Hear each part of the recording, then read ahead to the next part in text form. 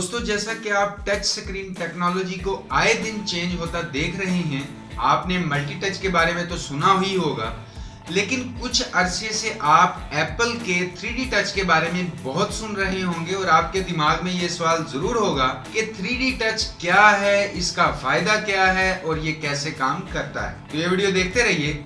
आज इस वीडियो में मैं आपको 3D टच के बारे में कंप्लीट इंफॉर्मेशन देने वाला हूँ। अस्सलाम वालेकुम दोस्तों, मेरा नाम है काशिफ और आप देख रहे हैं टेक इन्फो एडीयू।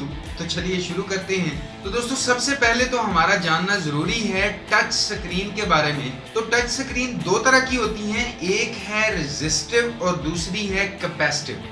तो आजकल जो हमें मोबाइल फोन्स में, टैबलेट्स में, लैपटॉप्स में या कंप्यूटर में जो हमें स्क्रीन्स नजर आती हैं, तो ये सारी कैपेसिटिव टच स्क्रीन है। इसके अलावा जो रेजिस्टिव टच स्क्रीन है वो बहुत पहले हमें नजर आती थी, जो आपको टच स्क्रीन के साथ एक प्लास्टिक स्टाइलस मिलता था, जिसकी मदद से आप टच स्क्रीन पर जिस पॉइंट पर टच करते थे तो आपका फोन वो काम करता था। ये टेक्नोलॉजी आज भी है, मसलन एटीएम वगैरह में आपको रेजिस्टिव टच स्क्रीन नजर आती है।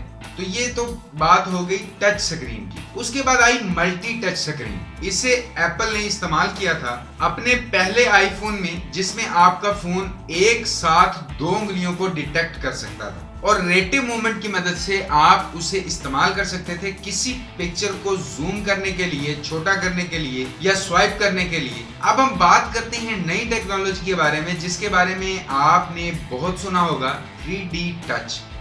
तो ये है 10 पॉइंट मल्टी टच। इसका मतलब ये है कि चाहे आपके फोन की स्क्रीन हो, टैबलेट स्क्रीन हो, लैपटॉप स्क्रीन हो, कोई भी स्क्रीन, वो एक साथ एक ही वक्त में 10 उंगलियों को या 10 पॉइंट्स को डिटेक्ट कर सकता है।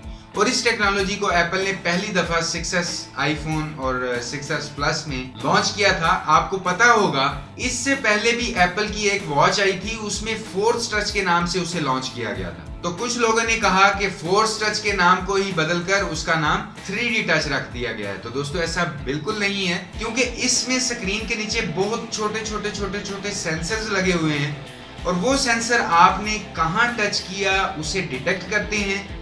एक रेजिस्टेंट तब्दील होती है, अगर इलेक्ट्रॉनिक्स टर्म में देखें तो जो आप स्क्रीन पर टच करते हैं तो आपको वहां पर थोड़ा सा चेंज भी देखने को मिलता है। तो उस चेंज से फोन पता लगा लेता है कि आपने कितनी जोर से स्क्रीन को टच किया है। तो दोस्तों, 3D टच में नॉर्मल फोर्स के मुकाबले में एक प्रेशर पॉइंट एक्स्ट्रा है। फोर्स टच में सिर्फ 2 पॉइंट थे, एक नॉर्मल टच और एक नॉर्मल से थोड़ा सा जोर से टच। लेकिन 3D टच में आपको 3 पॉइंट एक्स्ट्रा मिलते हैं, एक नॉर्मल टच, एक थोड़ा कम फोर्स वाला टच और एक ज्यादा फोर्स वाला टच। तो एप्पल ने इन तीनों पॉइंट्स के अकॉर्डिंग अपने सॉफ्टवेयर में बहुत सारे ऑप्शंस आपको दिए हैं जो बहुत ही जबरदस्त हैं। मिसाल के तौर पर, आप अपने फोन के फ्रंट कैमरा से एक सेल्फी लेना चाहते हैं, तो आप पहले क्या करते थे कि कैमरा ओपन करते थे, फिर आप चेक करते थे कि फ्रंट कैमरा चल रहा है या बैक कैमरा चल रहा है। उसके बाद आप कैमरा